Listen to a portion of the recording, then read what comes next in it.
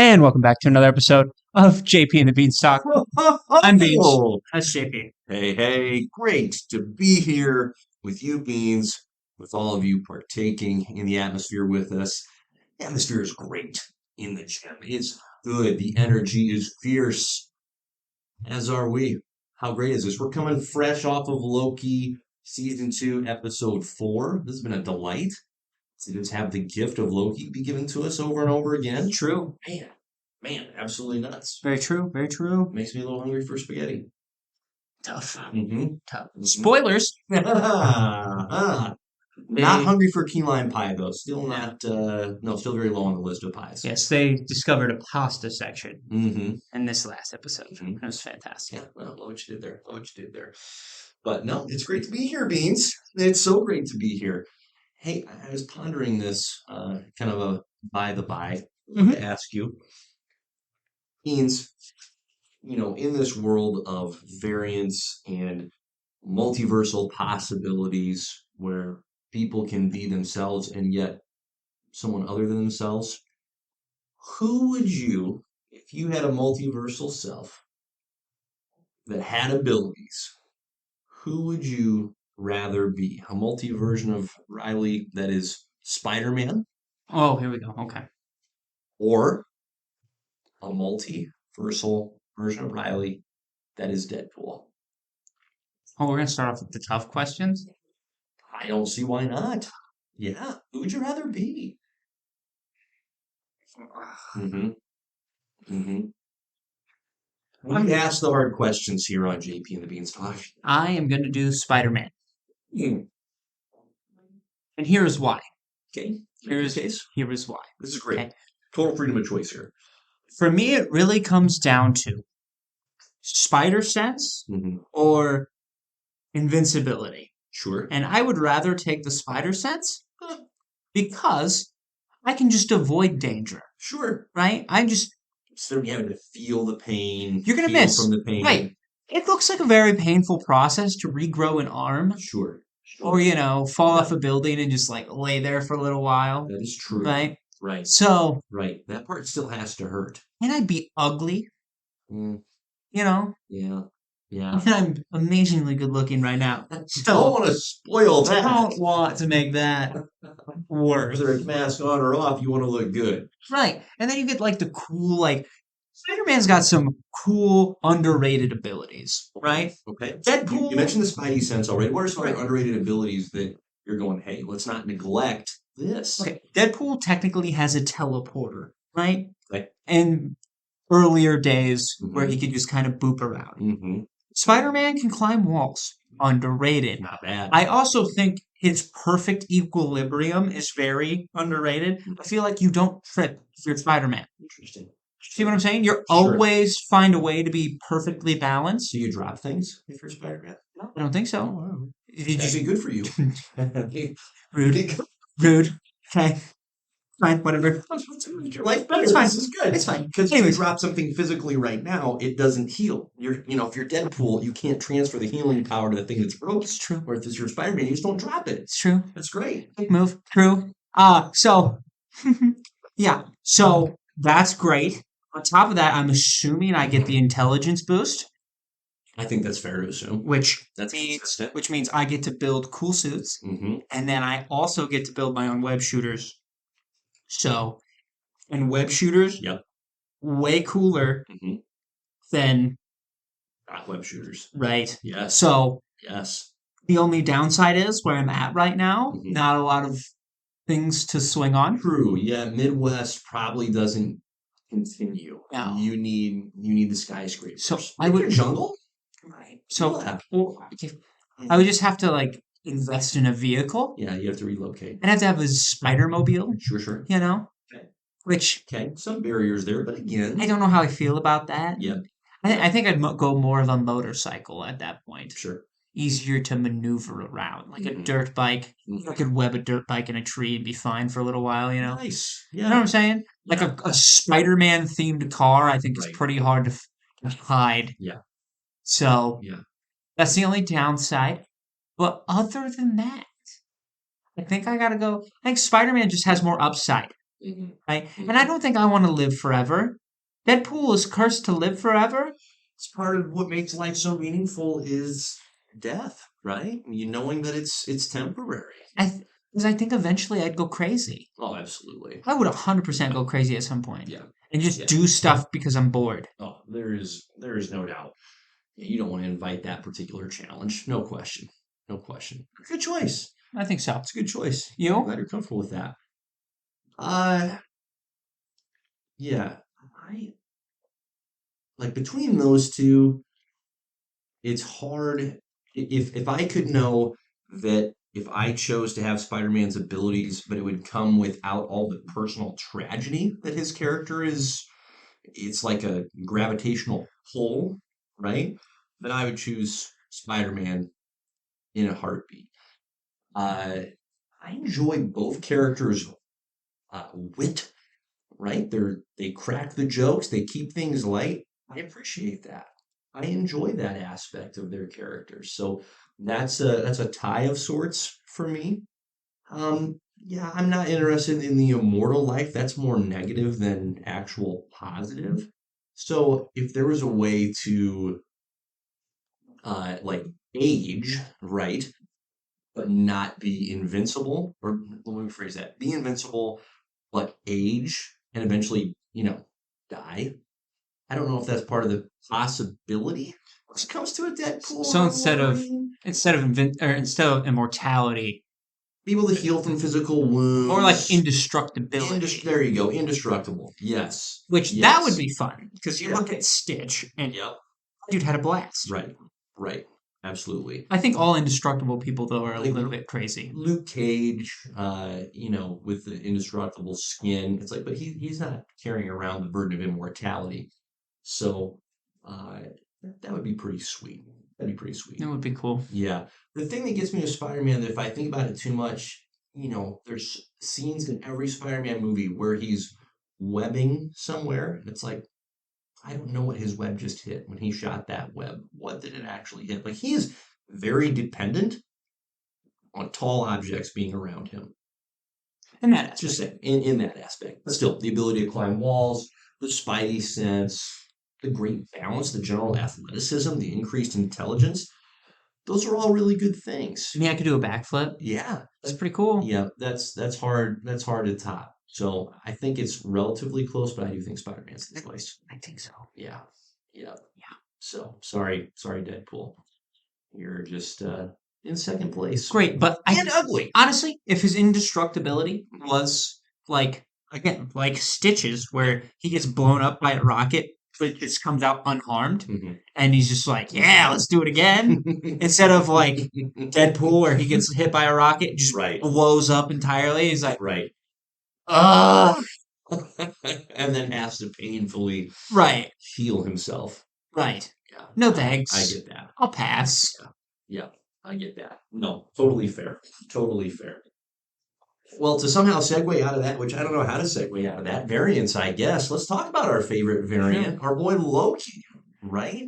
We are now over the halfway threshold of season number 2.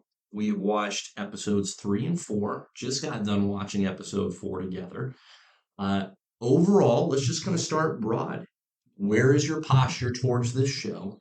4 episodes down. After episodes 1 and 2, we were feeling pretty good, pretty high on the hog. Are you still there? Do you feel other things? What's your posture? I'm excited. Mm, Honestly, like fucking not. we were talking about doing a reset. Mhm. We might be getting the reset now. Right? We might Wish may be we granted. might have gotten the reset 3 years earlier than we expected. Uh-huh. Kind of crazy. Uh-huh. So, Uh-huh. like, I'm Yeah. curious to see where this is going Yeah. and where it's setting up, Yeah. and like where all the rest of it kind of falls into place here, because that's kind of the one thing we haven't gotten yet is where this takes place Mhm. in the MCU timeline, because Right. it's all over the place. Right. So, to me, I think they've just came to the conclusion where they're like, "You're right, we need to blow it up." Henceforth, I it's not wrong to ask that question because season one of Loki, which again at the time wasn't called season one, it was just Loki, right? There was no understanding of there is going to be more than just the one. I remember watching that season play itself out and asking the question of, okay, so what impact does this show have on the MCU at large, right? Is it self-contained? Is it influencing? Are we going to see it? Are we going to see the ramifications in those films? And I think as time passed and movies, there's two in particular, Doctor Strange and the Multiverse of Madness, and then Ant-Man and the Wasp, Quantumania. After those movies came out, I think it became more apparent that, okay, yes, Loki has something to do with the MCU. There is some overlap, but it hasn't been a slam dunk. There haven't been references, for example, in those movies back to the Loki show.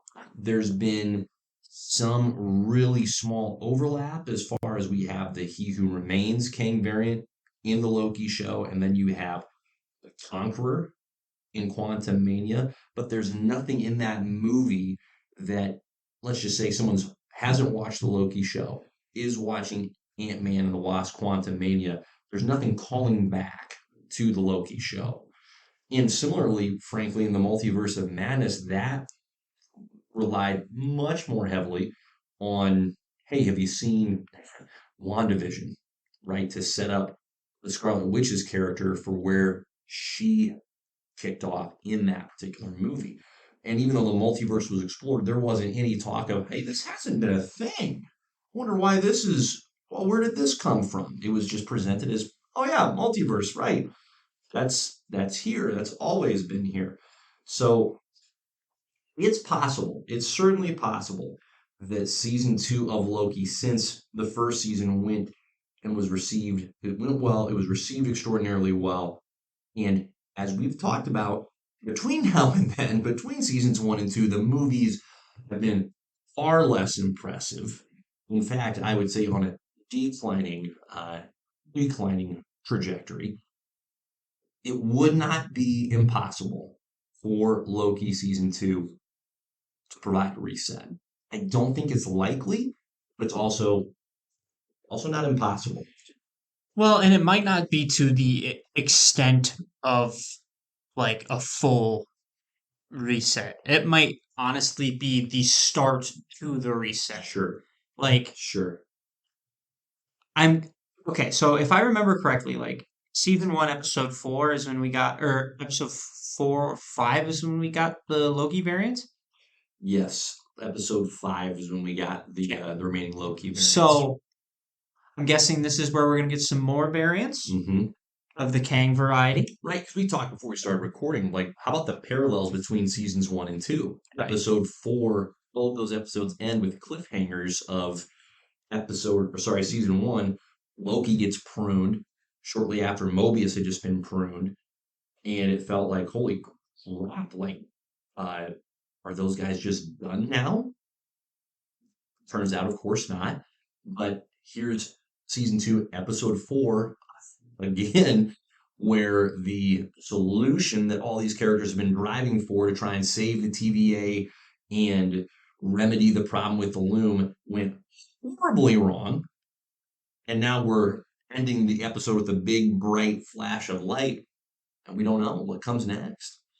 So, back to your point. No, so I'm just curious because it feels like it's just right now it's been hovering, Yep, like over, yep, but never like yep. enveloping, Mhm. enveloping. You got it. So That's why we do this. yes, envelope and Enveloping. enveloping. Indeed. Word of the day. I screwed myself up the second time. I overthought it the second time. It hasn't enveloped yet, right? But if we're getting the new Kangs, like I feel like that's where Loki 6 will lead off, or episode 6. I'm just all over the place. So I'm curious to see if that's when they're like, hey, so you're gonna have to go get Wade Wilson, which would be great, okay? Or they're like, hey, I would be curious to see where that plays in. Yeah. if they're like, hey, Captain Marvel's going off to La La Land, Right. which I don't think will go into hers. But Yeah. yeah, Agreed. I do think it'll be a reset in the sense not of a hey, it's over and we're starting from scratch. Like we talked about kind of cataclysmic events that could take place, right? Galactus wins, Kang wins. I think it's more of leaning and doubling down on the multiversal aspect. thank you. Thankfully, That's what I think is what it's going to be. Where rather than the single timeline, the single universe, it's all just mushed together. And in a certain sense, they're saying, you know what, chaos, and therefore we get to make up whatever rules we want to as far as what characters are involved, what characters are not. And it's a very comic book way to do it. right. Well, how amazing would it be episode 6, both Hmm. Loki's dead. Hmm.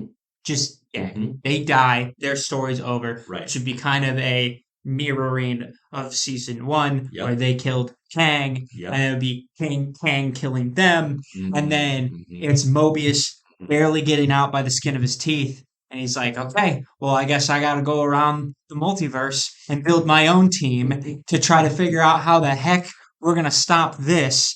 And then it's just little flashes of people he's looking at. And that's how we're introduced Right. to the actual multiverse. Because I feel, like we've said before in previous podcasts, we've had the multiverse around and we haven't Haven't used it. tapped into it. Right. We've tapped into it about as much as DC tapped into theirs with Flash. You know what I'm saying? Yeah. We've only had 2 movies total that hopped. Mhm. Then and the first one was more of like a nostalgia train, Yep. and I loved it, every minute Yep. of it. But Yep. that was Spider-Man. It didn't really Yep. touch on the multiverse. It was just like, hey, anyone related to Spider-Man Yep. in any universe, Right. come in here right now. Right. And then, I mean, Doctor Strange was our Flash movie in a sense. Terrible comparison. But I know what you're trying to say. Yes. in Yes. concept, Yes. Execution vastly better. thank God. Thank God. But, I mean, if you think about it, oh my gosh, I'm having a terrible realization.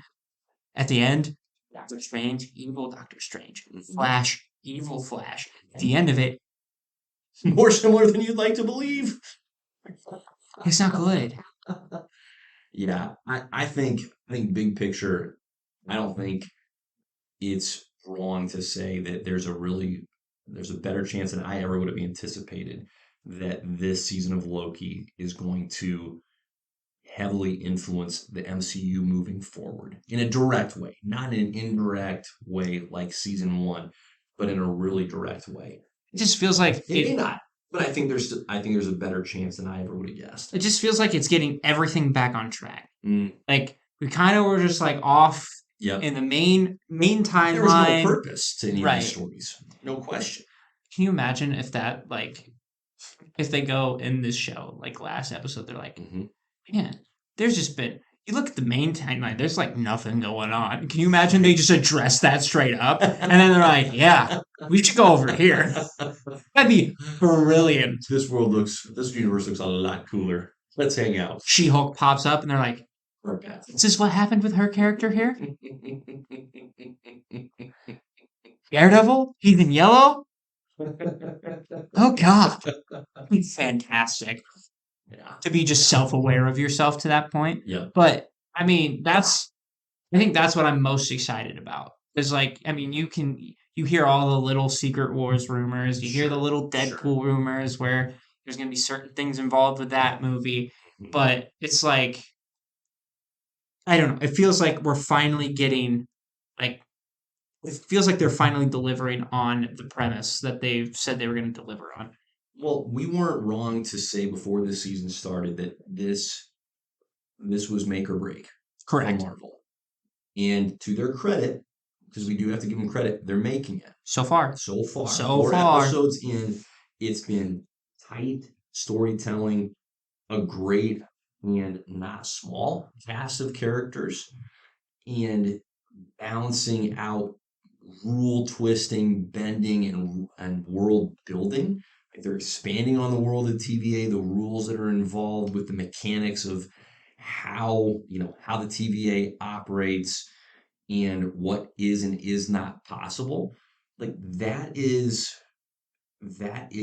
what the great Marvel movies did, and what by and large for 10 years the MCU was able to accomplish. Again, not perfectly, but in that respect, it's a throwback, right? And so it does engender hope that, hey, they're proving that they can do this. This is still possible.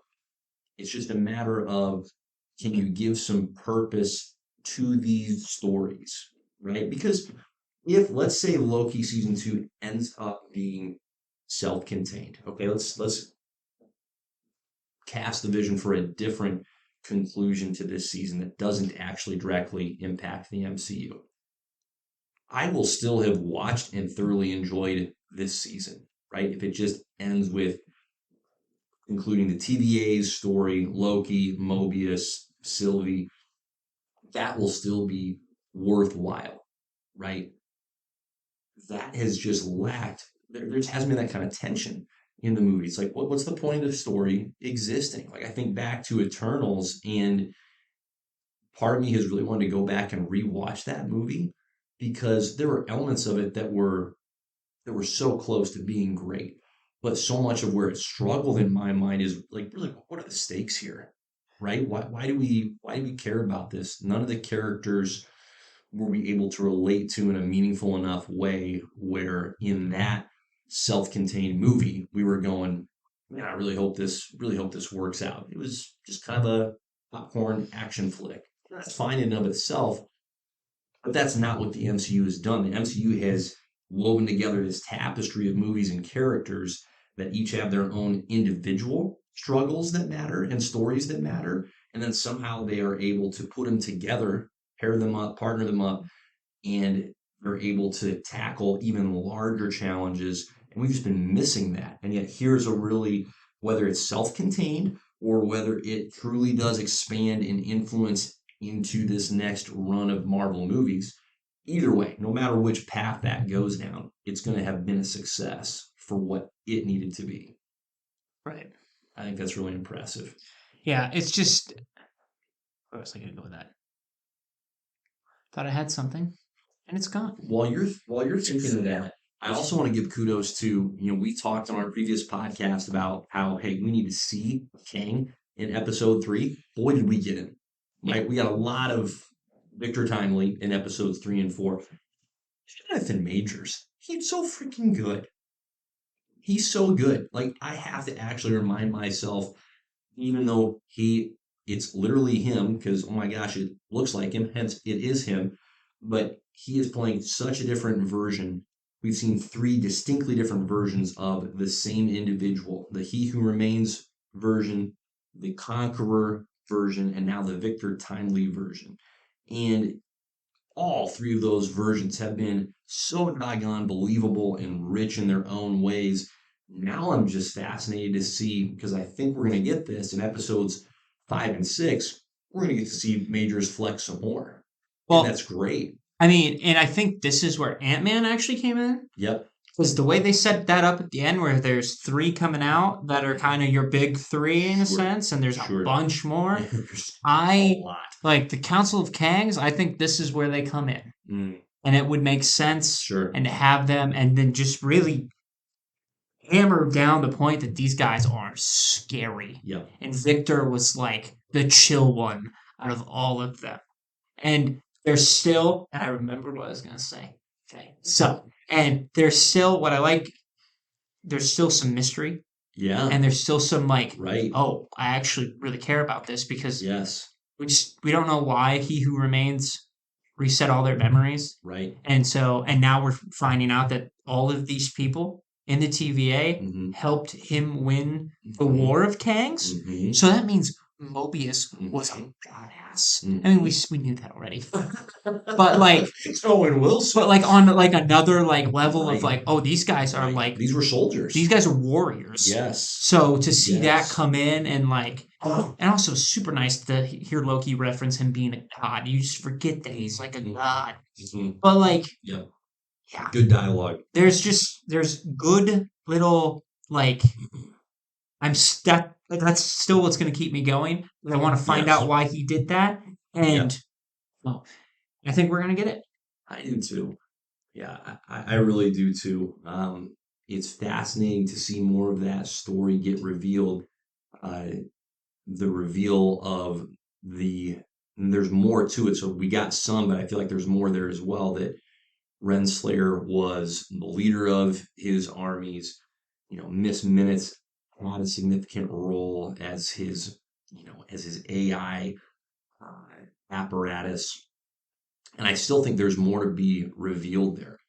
Part of what is so easy to get lost in the midst of all of what we're trying to absorb and unpack is there was a purpose that has yet to be revealed to us that he who remains intentionally brought Victor Timely into this position at the TVA. And we still don't know what that is. And I'm sure it wasn't for the sake of him showing up and getting turned into human spaghetti. Right. That's not it. And so there's a lot more to learn, a lot more to come on, okay, he who remains playing some kind of long game here.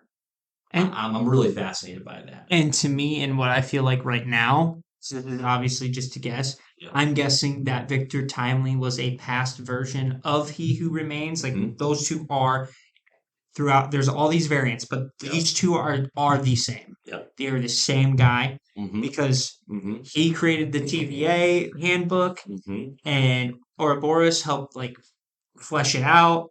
And so, as they said, it eats itself. Right. So they Right. had to drop that thing off for him. Mhm. I think he was always supposed to be that guy, Mhm. and it just took a while to get him to that point. Mhm. That's my guess. Yeah.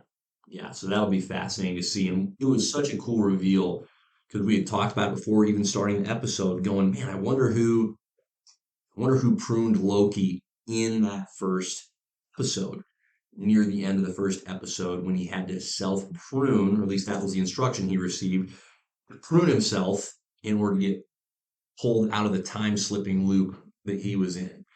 And you said, well, I think Loki did it himself. I said, I don't think it was him. Turns out we were both right. We were right. It was Loki. I thought he just got himself That was, in a different way. yeah, exactly. So that was really cool to see that particular question get answered. And what I'm like just genuinely pumped for is we are going to have 2 full episodes. So almost 2 hours, a good hour and a half, really, I guess when you break it down, a good hour and a half of material and of footage that we haven't seen a single snippet of trailer footage for. I know it is exciting because we have no idea what's going to happen. You know how that's so rare anymore? That's so rare. You don't get that gift. And so talk about just anticipation. It's at an all-time high. How surprised were you when Victor Timely walked out Dude, and just I've said this. won? I've said this multiple times off camera. I was literally suiting up, and I go in my head. I'm like, how funny would it be Yes. if he just died? And I was gonna say it out loud, but I was like, I don't want to ruin the moment. I don't want to ruin the suspense because it's probably not gonna happen. It was built up so well. It was gonna be like a It felt like an Apollo 13 movie, right? He's gonna take his time. He's gonna make it. It's gonna be the last second. He's gonna put it in, hit the button. He's gonna be his hero, and then just got like a Play-Doh thing. Just so fast, won so fast. I couldn't believe they It's incredible. they pulled the trigger on it, and it just Yeah, masterful. right. Just amazing. So fun. It was amazing. It was hilarious, and got mad respect, right? Because it just sets up all kinds of questions for the next couple of episodes. And just when you think you've got the show figured out, You don't. it pulls that new trick on you and says, wait, here's new information you didn't have yet. I'm really fascinated. One other thought I just had with Renslayer. So she's been pruned again. So she's been sent to that void where the monster Eliath, right, consumes everything that gets sent to the void. I am really curious. Something I just remembered with season one, how He Who Remains says he discovered and was able to weaponize Eliath. What if the way in which he was able to weaponize Eliath, what if Renslayer had some part to play in that process? Like she was able to tame the beast, as it were. And so Sylvie thinks she's sending Renslayer to Doom's doorstep by pruning her to the void. But as it turns out, this is just another place where Renslayer can flex a little bit. Possible. I'd be really curious. That'd be smart. I have enjoyed her character. There hasn't been a single character, Brad, right? Freaking I was Brad. hoping we were going to be done with Brad. Brad keeps coming back. He's been perfect for what he needs to be. He's been great. There has not been a single character that we've encountered that I haven't just thoroughly enjoyed spending time with. There hasn't been wasted time with any of those characters. I agree. Like letting Renslayer just annihilate all those innocent people. Dark move. Dark move. Just squish them in the box. Ugh. Goosebumps. By the way, that line from Brad was so funny. He's like, Very small. he's like, what? Okay. Fantastic. They kill you in a very incredibly painful and original way. It's a very small box. So no, I'm psyched. Anything else you want to hit on? No, I think we're good. I think I'm just I'm excited because it feels like it's a blank slate. So like we could be way out of pocket and not have a clue where it's gonna go. Yeah, it'll be fascinating to see where we are 2 weeks from now. So absolutely looking forward to it. Love it.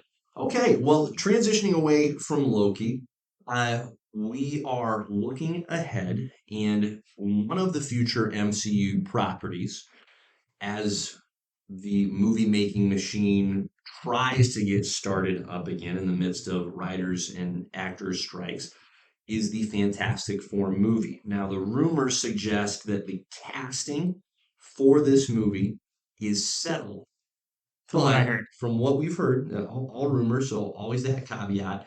However, until the actor strike is resolved, the official announcements will not be made as to who the actors and actresses portraying the Fantastic Four will be in that movie. So I thought, what an opportunity for us to say, hey, if we had our druthers, here's who we would cast in the respective roles of the Fantastic Four. So we're going to share that with you all.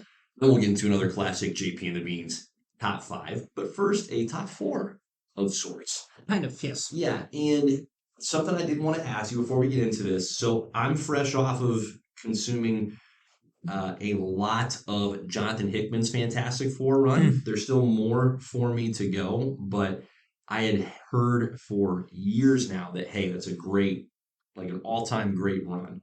So I finally pulled the trigger, finally went into it. Really haven't read Fantastic Four since I was a wee lad back at the Waverly Public Library, breaking out the 1970s comics. And those were great for what they needed to be. But point is, it's been a piece since I've spent time with these characters. And the hype was well-deserved. This was an outstanding comic run. And it's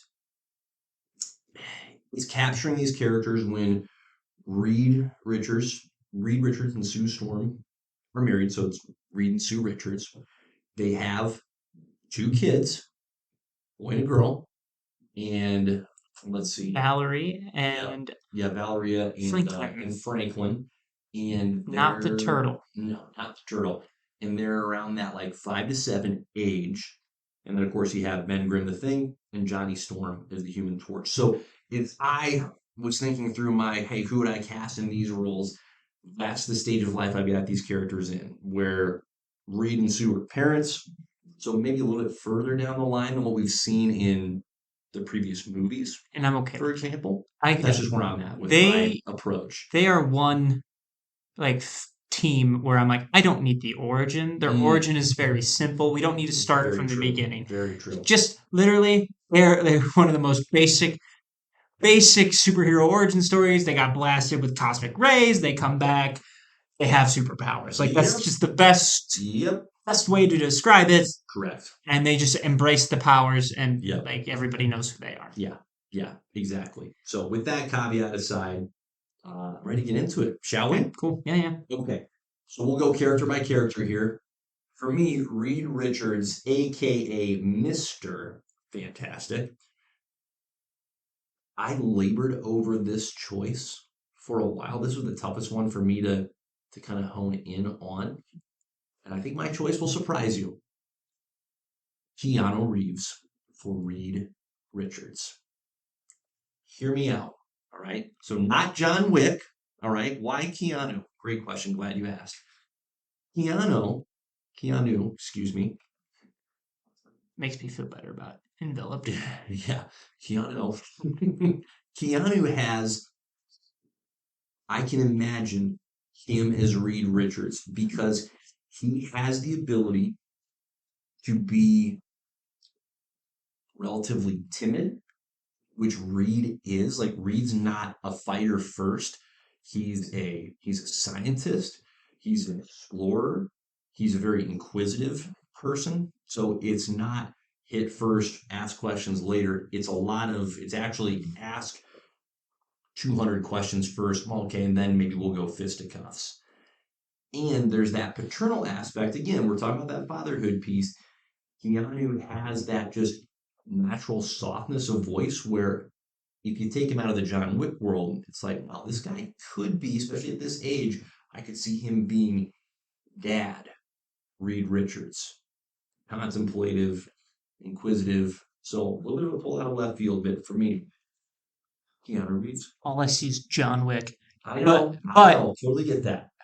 Like in your defense, though, like he's very good at being like a very decisive character.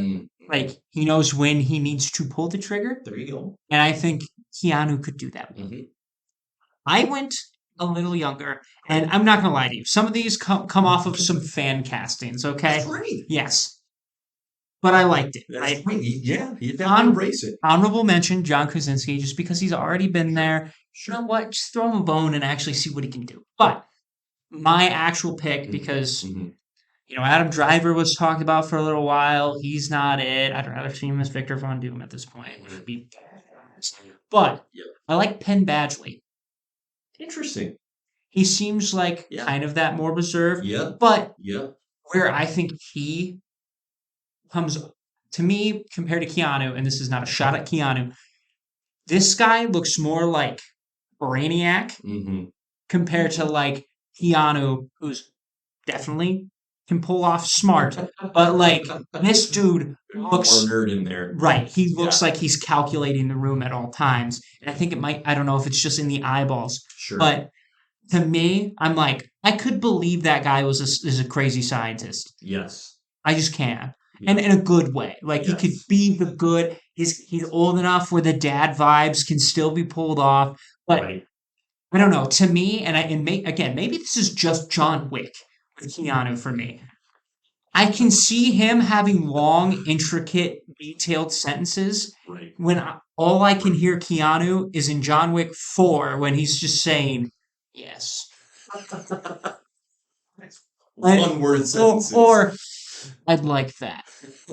I think in John Wick 4, he said maybe 10 to 15 lines of dialogue. That's incredible. Oh, that's incredible. 10 to 15 words of dialogue. Let me rephrase that. Right. So that to me, I need to probably have a cleanser on Keanu to like get back into it. Sure. I'm gonna go with Penn Badgley. No, and I think when you look at Penn Badgley, he looks like Reed Richards right out of the comics. So it's a more, I would say, direct. Oh, that's that guy. when it comes to the physical piece. So But let's be don't real. disagree with it at all. Let's be real too. If Mhm. they were like, you know what, the guy we had back in 2000, Right? to me, Yeah, Ian Gruffield, I don't think right? I don't think there is. This is arguably top 3 superhero castings. He looks that much like Reed Richards. I It's not, I you're don't not think you wrong. could go any It's like straight better. back. Like Yeah, it is absolutely insane to me. yeah, yep. So I don't know how old he is now, but But it wouldn't even matter no, because this is in the version that I would like to see. And I think we would like to see. We're not interested in the origin. So yeah, by all means, introduce these characters to us when they've already been these characters for a piece. Yeah, I don't think he's too old. I mean, good grief. If freaking Paul Rudd I mean, isn't he 60 now?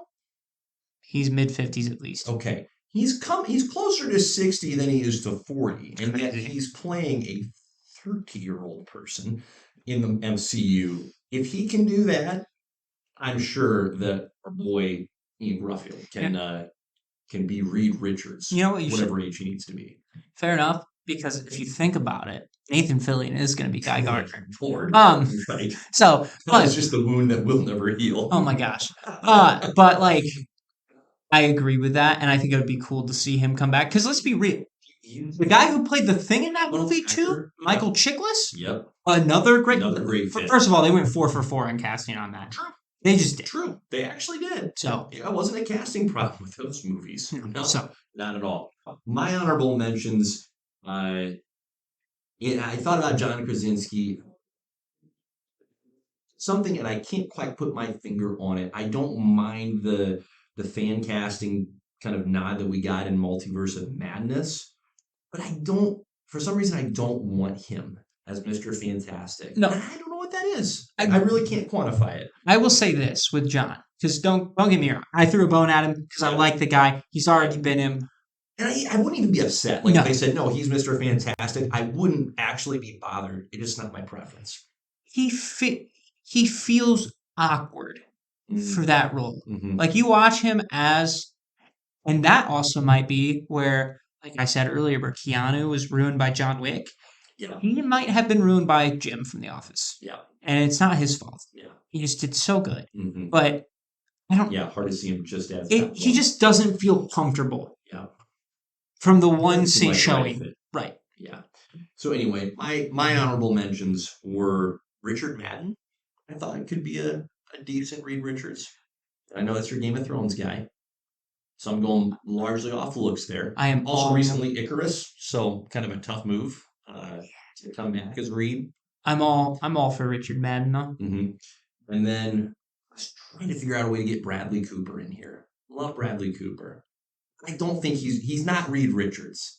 At least he hasn't shown me that yet. Maybe he could, because he's a heck of an actor. He's phenomenal. But I just there's too much energy. There's just energy is the right word for it. He just has too much energy. I kind of want to see him be somebody with a little crazy. Yeah. You know, just a little crazy. Yep. Doesn't have to be a whole crazy. I mean, we got him in Rocket, and he's a great good guy. I kind of want to see him as a bad guy. Here's my struggle with Bradley. Okay, Bradley shows up in my honorable mention for Mr. Fantastic and Victor Von Doom. I couldn't figure out where to put the guy. But you know what? You kind of want an actor that rides that line. Yes. Because they are very much on the line from being No question. each other. Yeah. So anyway, there's our Reed Richards. Okay, Susan Richards, aka the Invisible Woman. Riley, you go first. Okay. Who do you got? Technically, in my honorable mention, I put Emily Blunt Mhm. again in honor of John. Same. But Wouldn't be upset if she was. She'd be great. I was She'd be a great super excited about Margot Robbie having the option of being in there Mm. because that would have been kind of like Yeah. it would have been the exact opposite of who she plays in DC. Correct. She goes from a crazy psycho to Maternal, like a caring for the mother, whole a family. wife. Yes, very responsible. I actually have Vanessa Kirby, Yep. and just again, I don't know if I've seen her in anything. Yeah, because you haven't seen the last two Mission Impossible movies, right? No, but I, Those- based off of look alone, I'm like, you know what? Mhm. I could see it, and I would be okay with it. Yeah. So that's pretty much what I'm going off of. Yeah. And she looks like she could be a very caring mother, Yeah. but also with that side of like, you hurt my family, I'll kill you. Yeah. She would genuinely be an outstanding choice. She would be. My personal preference is Anne Hathaway. Anne's my gal.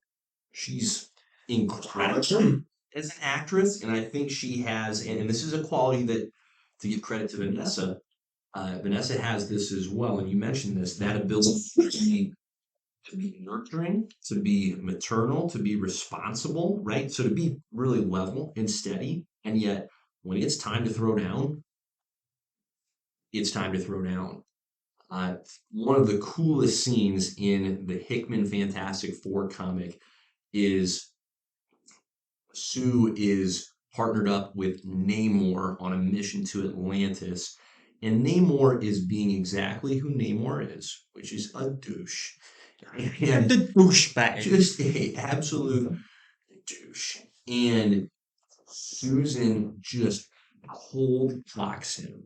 Okay. But not only does she cold cock him, right? You see constantly, hey, she's putting up these force fields to protect others or to create barriers. And yet, what you had never seen is what I'd never seen her do before is what she did in this instance.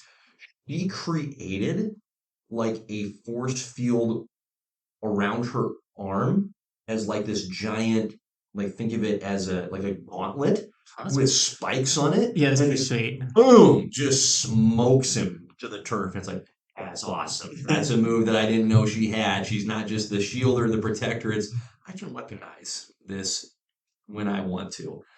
That was really awesome. That is pretty sweet. So Anne Hathaway's a pull. yeah, yeah. In a good way. Yeah, she's been, I would say, relatively quiet in the last 5 or 6 years in terms of I haven't seen her in a whole heck of a lot. Agreed. I know she's been in things. I just haven't seen them, but I think her output, so to speak, has been dialed back a bit. But she's got chops. So Emily Blunt's in the honorable mention category. Jessica Chastain is another one, another actress that I really enjoy. But to me, not harder to see her on the maternal side and that aspect of the character. But again, another one of those kind of similar with Bradley Cooper, where it's like she's a great enough actress, where I wouldn't be surprised if she pulled it off. Just wouldn't be what I could tell you. Hey, I've seen her do this before. That's fair. So there we go. All right, continuing on, Johnny Storm, aka the Human Freaking Torch. I have stood firm on my posture with my boy Johnny. Love to see Zac Efron as this character. Zach's got all the energies that you need because it needs to flow.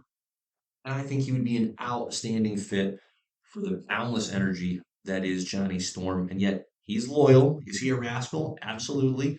Is he the wild card? Yes. And yet fiercely loyal, protective of his niece and nephew, cares deeply about his family. I can see that out of my guy Zach. So Zach's my top pick Okay. for Human Torch. Okay. What do you got? I got Macaulay Culkin. He was so great in Home Alone. And I'm kidding. I had you there for a second. Wow. Uh, 2 seconds. 2 whole seconds. I'm like, no way. No, I actually have Zachary Montgomery, and I have not seen him in Stranger Things. He's been fine. I actually saw him I in. look this guy up. I actually saw him as the Red Ranger in the Power Ranger live-action movie remake, Oh my. and I liked him a lot.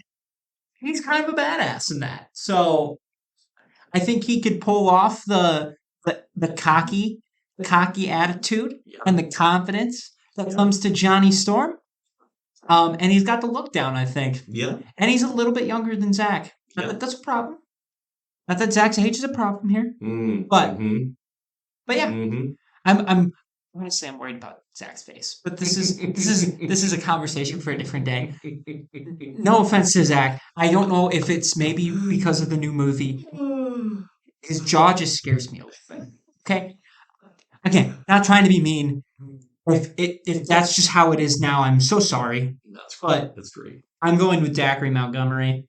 He's certainly got the look. I think he could do Yeah. it. I think he Yeah. could do it well. And And that's such a big part of this process, right? Is hey, you have the look of that particular character. right, I would say yes. and to me, I think that was what because I've seen a lot of different fan castings. For Hmm. me, he just kind of fits like the I don't know.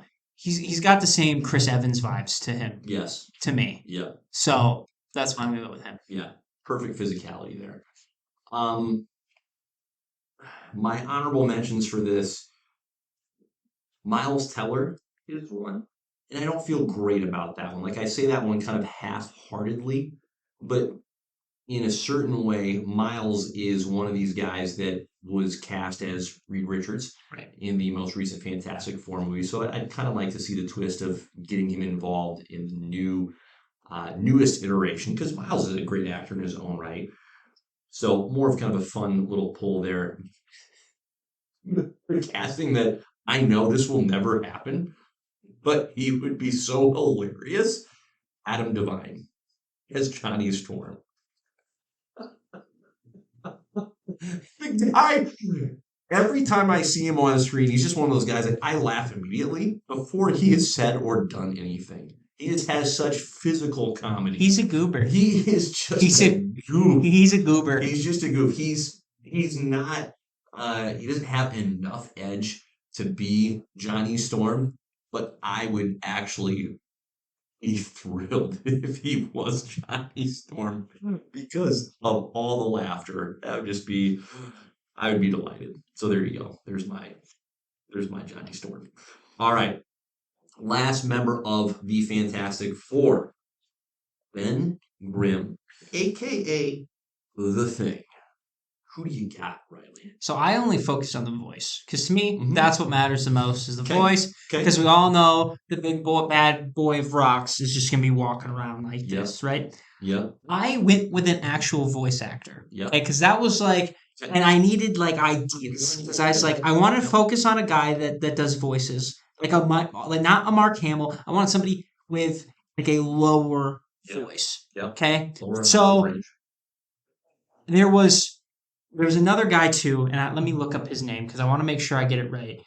The guy who voiced Kratos for God of War, Ooh. like most recently with the Yep. deep like voice, because that's what I want from a thing. Yeah. If he just added a New York accent to that, that's perfect. Mhm. Okay, Mhm. and I want to get his name correct. He's not my choice though. Okay, All good. who voiced I love your angle on this, going with like homing in on the voice in particular. Christopher Judge is the voice. Judge. Okay. So I actually went And he was Kratos. He was Kratos. Yeah. He voiced Kratos. Okay. I went with John DiMaggio. Hmm. So he voices Bender in Futurama, for instance. Okay. Who else? What else is his stuff? Let's see here. I just want to make sure. Yeah, not a guy that I'm familiar with. He was. Yep. Let's see. I'm just trying to think of other ones that you would know. That's great. I don't have to know. I love it. He was. Did you watch Batman Under the Red Hood? Yes. Yes, it did. That animated movie? Sure. He voiced the Joker in that. Okay. So Okay. What was that actor's name again? John DiMaggio. Okay. So that was my pick because I think he could do the accent with and have that deep enough voice where he could pull it off really well. Sure. And then for like, What have I seen that guy yet? and then for like, if you need to have him like revert to like a normal person Yeah. at any point, which by the way, way overdone. I don't want to see. No. I don't want to see see that Ben guy. Grimm. Nope. But if you're gonna, just do like Brock Lesnar. Just do a dude that's just jacked out of his mind. Absurdly large. You know what I'm saying? Yeah. Like, Yeah. that'd be hilarious. Hmm. Just like honestly, you could probably have Brock Lesnar just be the body for the thing. Amazing. But Truly amazing. yes, I think for a character like the Thing, it goes with Rocket and it goes with Groot. It's worked well for Yeah. both of them. Right. I think Right. that's what it should be. It's great. I won't disagree with that at all. My preference would be, and this is because I just don't want to see this guy largely because I don't want to see this guy go away. I would love to see Dave Bautista as the thing. And since the voice is so dependent, right? You can get away with, hey, this like, nobody needs to know this is Drax, right? It can be very different. So I think there's an element there where it's like, that's realistic. You could actually do that because of the voice. Huge personal preference. I just love me some Dave Bautista. So is it realistic? Yeah, probably not. I also wondered about like Jason Momoa. Josh Brolin has a great voice, but of course, as Thanos, that's hard to Yeah, overcome. and that was like my thought process on like the body. Yeah. It's like we just really need like a big guy. So I was like, anybody right that is like a WWE wrestler or former, like a Triple H even, Correct. like just going in there and just being the brute. It will never be Triple H because he's too busy with WWE stuff. But Yeah. like, Yeah, well, that's why I like brought up Brock Lesnar. correct. Correct. Yeah, the body part you can solve almost more easily. My most out there idea was Bryan Cranston. And again, voice. It's like he's got the low register, but it would just take some. It would take some imaginative work. It's not a lead pipe. Oh yeah, that's a lock. It's just more of a. He's got the voice. And Ben Grimm, like in the comics, has been a friend of Reed Richards. That Reed was the brainiac. Ben was the jock that befriended him. You could easily alter Ben Grimm's origin where he and Reed are nerds together, right? With Yeah. Bryan Cranston. So just a different take. Not as fun of a Not dynamic. as fun. Not as fun. All right. Bonus time. How about Doctor Doom? Yeah, I didn't write one down, Mhm. but You got someone? I think I already said mine. I think I'm gonna go Adam Driver. Mm-hmm. Like, and then let's be real. In a real world, I would probably pick Michael Fassbender Yeah. because he would kill it. Yeah. But then at the same time, if I did that, that means he would not be Magneto, Yeah. and that would also crush me. So, and by the way, I'm hoping the MCU. I hope that's one thing they keep. I hope Yes. Fassbender stays as Magneto. How can you not hope for that? But like, can you imagine like Adam Driver as Doom and Fassbender as Magneto? Mhm. But All the GMs. to each their own. All of them. I'm probably leaning right now Adam Driver. Yep. Because he's kind of. I think he would stick around for a while, Sure. and I think. Sure. I mean, he's already dealt with like being Kylo Ren, but this time he's less whiny and just more intense. Mm. And I think He needs to hide behind the mask. Like, Right. let's not forget that. That's such a big piece with the Doom is he needs to wear the mask. He just does. Like, I don't want to see Doctor Doom unmasked. I want him with the full freaking metal mask. And Driver's got the kind of voice that can carry that. and he's very good. He's a very good brooder. Mm-hmm. He's very good at brooding. If you watch the sequel trilogy of Star Wars, he's a very good brooder. Very effective at the brooding. Very emotional too. But if he can dial that Yeah. in a little bit, which he can, Mm-hmm. That's- a bit. that's why I'm going to say Adam Driver. I think Adam Driver is just that good of an actor. Yeah. And like I said, we kind of talked about it earlier with Reed Richards, where it was like you almost want an actor that's just on the line Mhm. of like Doom and Reed. Yep. And he was being considered for Reed Richards, apparently. Sure. So that's Sure. my vote. I Yeah, think he that's would. Good. It's a good poll. I think Doom would be a better take for him For than Adam Reed. Driver. I don't disagree at all. No, I'm totally aligned there. My first pick for Doctor Doom, Andy Serkis. Give me that voice underneath that Doom mask all day. That's good. That's all solid. day. That's what I would want. Andy doesn't meet the criteria that I love of crossing the line between Reed. Like, he would never be Reed Richards. But I think he could be a fantastic pick for Doctor Doom in the sense of he's always behind the mask. His voice is terrific. He's got the ability to be menacing. And you get the accent. And yeah. So I'd love Andy Serkis. I think that's a great pick. Thank you. That's one I didn't even think of at all. No. And I'm Yeah. used to him just being Claw, but Claw's dead. So it's like, Right. And by the way, what a waste! What a waste. What a waste! You didn't. What? He should have just done what they did in the comics and kill him and then turn him into living sound. Right. Which Right. does that make sense? Absolutely not. No, It doesn't. comics. It's because comics. That's great. Well, that's fun.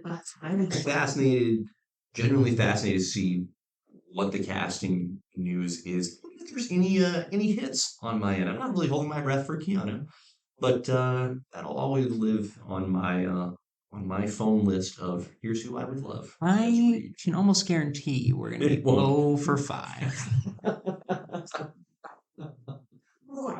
Vanessa Kirby has a great chance. I I think there's meat on that bone. I think Reed and I think Sue will be either big time or upcoming actors, big names or upcoming big names.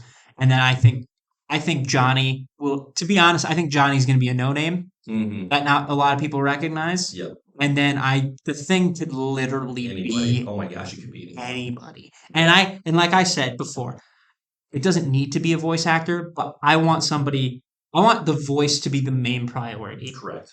So, Correct. Yeah. Totally agree. Love it. Great job, Riles. Well, hey, it's time to get into another classic. JP and the Beans. 5.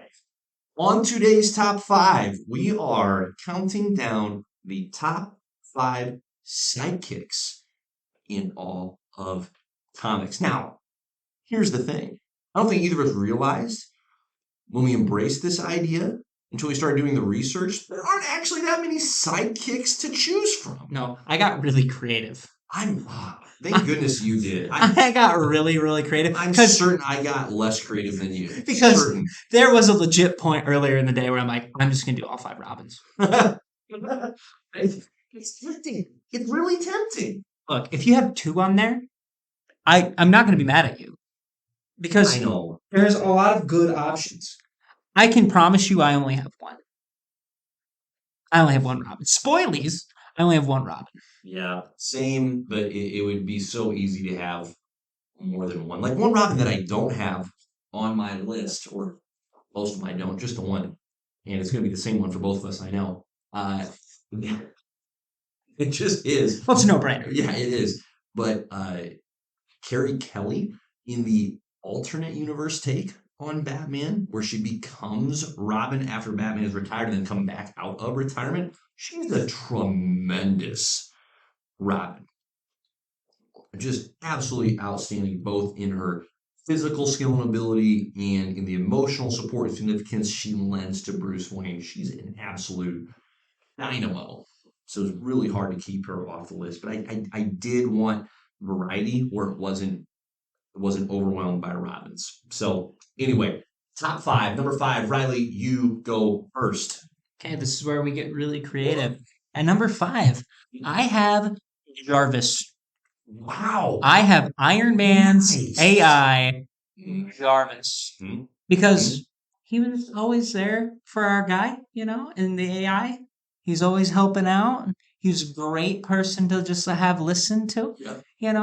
And on top of that, talk about character progression for Wow. Jarvis. He went from an AI in a suit Yep. to vision. That's pretty damn good. So Pretty good come up So- for our guy Jarvis. I have Jarvis at 5. That's really great. Great pull at number 5. My number 5 is my guy Wong. No last name, just Wong. Yeah. I'm going to be really honest. Part of this is just for the name. His name just cracks me up every time. I love calling him Wong Dong for no good reason other than there needs to be more than just Wong. In the Doctor Strange movies, he's a phenomenal companion to Doctor Strange. Grounds him, protects him, does all sorts of helpful things. Really levels off the arrogance of this particular version of Stephen Strange. In the comics, he's allowed to flex a lot less, which I think is a bummer. So I really like how the movies have given Wong more both to do and the goods with which to do it. So my number 5, Wong Dong. My number 4, this is where I get a little creative. Number 4 is Wally West. So Wally was sidekick of sorts. Yes, Kid Flash. Kid Flash. And part of what makes Wally such an outstanding sidekick is that I think what a good protege does is they follow their mentor well enough that when it's their time to take on the mantle, that not only are they prepared to take the mantle, but they are able to leave the jersey in a better place, so to speak. They're able to take what was given and yet improve on it. I think it's safe to say that Wally did that when he was able to be full adult Flash. Wally was and is arguably a better Flash than Barry ever was. Mhm. Even to like Exactly. likability, Yep. like Yep. that says a lot. Yeah. Wally's incredible. If he's not the top Flash, that's a hill a lot of people would die on. So Wally West. I'd my probably number die four. on it. Yep. That's my number 4. Who do you got? Number 4 for me, just because he's turned into an icon thanks to Marvel. I got Bucky at 4. Okay. Yep. The dude Yep. now in the movies, he's a little bit more of like a partner. Mm. In the comics, though, he's definitely a sidekick. Yep. But I think it really, Yep. I love the Winter Soldier comic Oh, yeah. because it really builds on how important Bucky was, not just to Captain America, but to the war effort. Yep. Because he was like, Bucky was the guy that was going to go sneak in there, do a bunch of secret spy stuff, Yep. go in, go out, Yep. stealthy. Genuine covert operations. Correct. And nobody Yes. saw it coming because he's Yeah. this youth kid Mhm. that's next to Captain America. Right. So Right. I'm going to go with Bucky at That's a 4. great pick. Great pick at number Now. 4. Love that. Your number 3, sir. At number 3, again, we get a little creative, okay? And I believe she was a little bit of a sidekick in the X-Men trilogy. Okay. I'm going with Kitty Pryde Wow. to Wolverine Ooh. Nice. because Nice. Wolverine kind of becomes this father figure mentor to Kitty, Mm-hmm. and I think their dynamic together, whether it be comics or the movies, Yep. because I'm pretty sure in the There's movies good dynamic between them and the they have that X-Men same three. dynamic. Yes. So for me, I gotta go Kitty Pryde at That's 3. great. I love that number 3. That's great. And like we talked about prior to recording, the X-Men are just tough, like to classify in this kind of sidekick realm because there's always this team dynamic, so that there's not an official necessarily pairing that goes on. But I think there's within that still a lot of opportunities to go. You fit the sidekick mode. Yeah. Like I almost picked Nightcrawler, Right. right? And couldn't quite talk myself into it, but I wanted to. See, and this one was tough for me too, because I was like, there's got to be a couple X-Men in Mhm. there. And this is more of like a mentor-mentee relationship, Yes. almost a Yeah. father-daughter relationship. Yeah. But I Checks I a feel lot of like, boxes. right, I Yeah. feel like she's sidekicking with Wolverine. Like, Yeah. she goes to help him out and Yeah. make sure he stays out of trouble, just like Mhm. he wants to protect her. So, yeah. Yeah, no, that's great. My number 3 is not a superhero, just an average Joe of sorts, an average Foggy, if you will. Oh, Foghorn Foggy Nelson, old friend, best friend of Matt Murdock, law partner. Matt Murdock as Daredevil needs Foggy Nelson, needs him because Matt and to lean a little too heavily at times into the devil side of the Daredevil persona. And he needs Foggy to help bring him back, get him centered, and get his vision. Sorry, Matt, but I couldn't avoid it. Get his vision back on track of why Matt Murdock is Daredevil. It's not just so that he can beat the bejesus out of the bad guys. It's to protect others. It's to serve others within Hell's Kitchen. And he keeps Matt, when I say grounded, he keeps him involved in the law practice, right? Which is a big part of what keeps Matt from going over to over the darkness of the Daredevil persona. oh, for sure. If he didn't have Foggy, I think he would. Yeah. I think he would have crossed the line a lot Yeah. of times. Yeah. Because even with him, he did. So, yeah. Imagine without. No doubt. My number 2, Bucky Barnes. Love Bucky. Hmm? Love him. Part of what makes Bucky so highly ranked in my particular set of rankings is that, good grief, when you have our guy Bucky upgrade, it is truly incredible that he goes from sidekick to dead to back to life. And then, I'm sorry, you are Captain America. Like when Cap goes down, Bucky steps in. I think that's absolutely phenomenal. And his character progression, just an absolute joy and delight to see the redemption arc for Bucky. You mentioned the Winter Soldier storyline is tremendous. And when Steve Rogers unfortunately passes, uh, Bucky taking on that mantle begrudgingly, and yet he finds a way to make it his own is absolutely tremendous. So for me, Bucky Barnes, he is my number two. I promise I listened. Well done. Yeah. So Bucky Barnes, we've covered those or tread through these waters. So my number two? Your number two. My number two. Hit it. I got Wally West. I got Yeah. Wally West. And to be honest, like, I think, hey, I grew up with Wally West as the Flash, but I think what really sold me on him as a sidekick, Mhm. and I brought this show up many of times, Yep. Young Justice. Mhm. He is like, his character in Young Justice is phenomenal because, yes, you talked about him being like the perfect heir to the mantle of the Yeah, Flash. right. In the show, he struggles with the fact that he doesn't think he can ever live up to Barry because Barry has just set the standard, Yep. and because of that, he holds himself back. Yeah. And so it's a very cool dynamic. Yeah. Well, I don't know if cool, more human dynamic for Yes. that. Yeah. And so I gotta have Wally at two. Also, I just love him. He's such a good guy. Yeah. That's fantastic. And then we obviously have the same number one. It's Dick freaking Grayson. It's Dick Grayson. Yeah, It's Dick. Dick Grayson up in here. A clear number one.